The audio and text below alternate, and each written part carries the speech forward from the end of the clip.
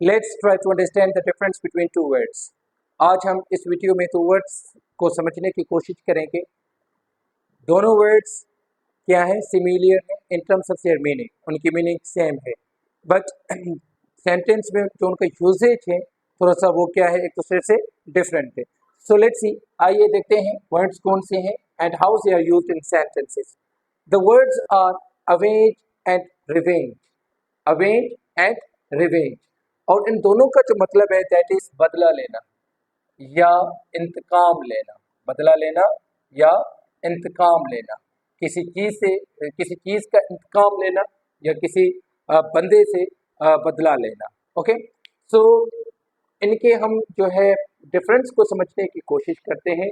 The main difference between these two is कि जो avenge है it's a war, it's a war, whereas ये जो revenge है यूजुअली इट्स अ नाउन. इसको नाउन कंसिडर किया जाता है अमूमन, but it can also be used as a verb. ये वर्ब के तौर पे भी यूज हो सकता है. कैसे, वो आगे चल के हम देखते हैं.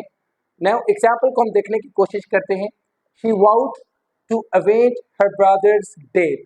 She vowed to avenge her brother's death. उसने अपने भाई की डेथ का, मौत का बदला लेने का क्या किया, प्रॉमिस किया. इट मीन्स कि she promised to avenge her brother's death. उसने अपने भाई की मौत का बदला लेने का प्रॉमिस किया. उसने प्रॉमिस किया कि वो अपने भाई की मौत का बदला लेगी. अब टू अवेंज समथिंग भी होता है. क्या होता है टू अवेंज समथिंग? जब आप किसी चीज का बदला लेते हैं, किसी चीज का बदला लेते हैं, so you won't be using any preposition after avenge. आप अवेंज के बाद कोई भी preposition यूज नहीं करेंगे.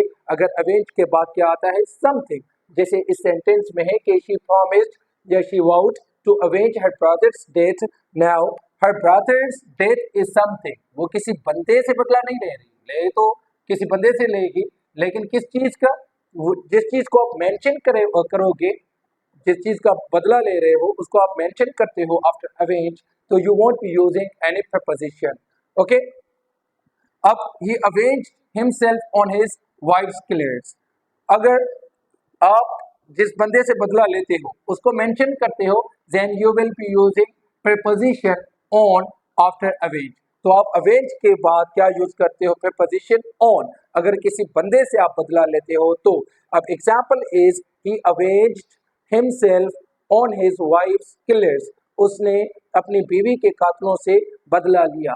ही avenged himself on his wife's killers. It means कि you avenge yourself on somebody. You avenge yourself on somebody. आप किसी बंदे से बदला लेते हो, तो आप अवेंज के फौरन बाद क्या preposition ऑन यूज करते हो. आई हैव टोल्ड यू कि रिवेंज क्या, ये कंसिडर होता है as a noun. It's a noun usually. अब जब ये नाउन होगा तो जाहिर सी बात है इसके साथ हम क्या यूज करेंगे, कोई ना कोई वर्ब यूज करेंगे.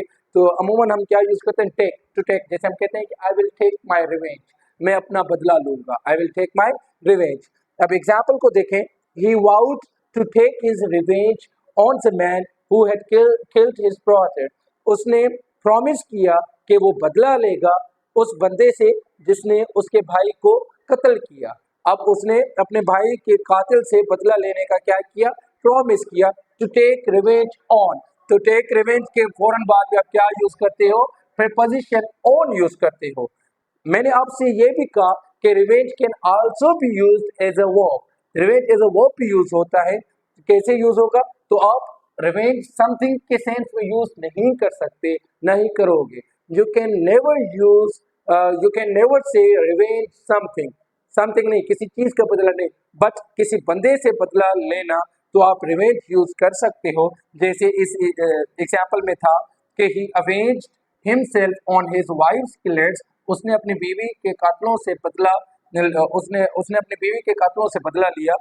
ठीक है. अब यहाँ पे you can replace this avenged with revenge as a verb. अब रिवेंज यू कैन से, आप कह सकते हैं कि he revenged himself on his wife's killers. उसने अपनी बीवी के कातलों से बदला लिया. आई होप कि आपको इन दोनों का डिफरेंस समझ आ गया होगा. Follow me on my YouTube channel for more interesting and informative videos. Thank you so much. Allah Hafiz.